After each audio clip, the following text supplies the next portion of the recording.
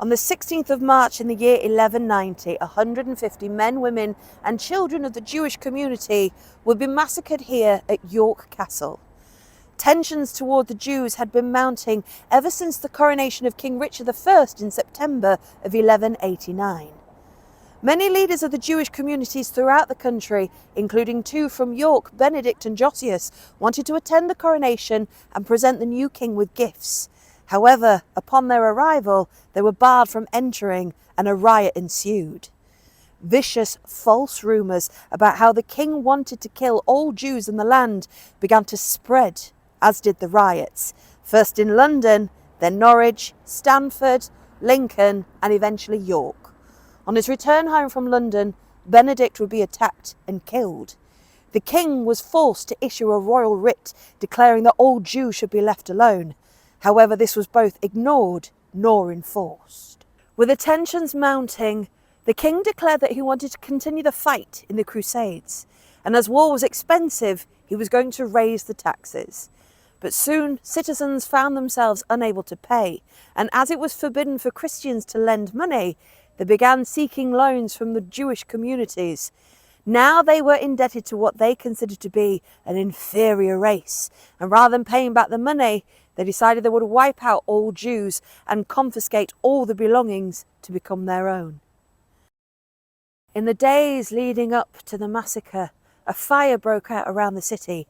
The home of the murdered Jew Benedict was attacked, looted, and those within were brutally slaughtered. Many Jews decided they would flee the city. But Josias, as the companion of Benedict, feared that he and his family would be next. And so, with about 40 other Jewish families, they bribed the castle warden to allow access to York Castle, claiming protection of the crowd. But already, the angry Christian mob had begun to gather just at the base of the steps. Incited by a local Richard Malibus, who had also taken out a loan with the Jews, he declared that anyone who would leave the tower of their own accord and convert to Christianity would be spared. Some Jews accepted his offer, but they would find out that Malibus was lying, as no sooner had they stepped forth from the tower, they were brutally slaughtered at the steps. As the days passed with no end in sight, the Jews decided they would take matters into their own hands. With echoes of the massacre at Massacre in 73 AD, the Jews decided they would take their own lives. And so, on the 16th of March 1190, on the great Sabbath before the Passover, husbands slit the throats of their wives and children, before setting fire to their belongings and surroundings and eventually turning the blade on themselves. By the time the angry mob broke down the door, there were only 2 men alive, as 150 men, women and children lay in a pool of blood. Those survivors would be taken out of the tower and executed.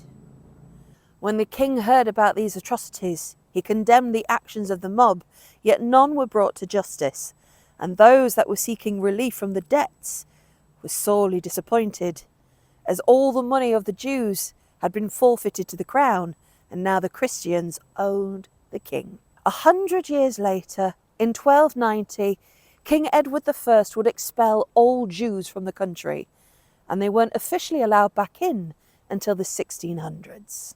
This remains one of the darkest chapters in York's history, and every year on the anniversary on the 16th of March, thousands upon thousands of daffodils bloom on the mound where the blood once spilled. 200,000 daffodils have been planted over the years, and the daffodil represents the Star of David, both in colour and its 6 petals. But the story doesn't end here. In the 1970s, a curious tale would emerge about possible survivors of the massacre, and these would shed more light on York's forgotten historic past.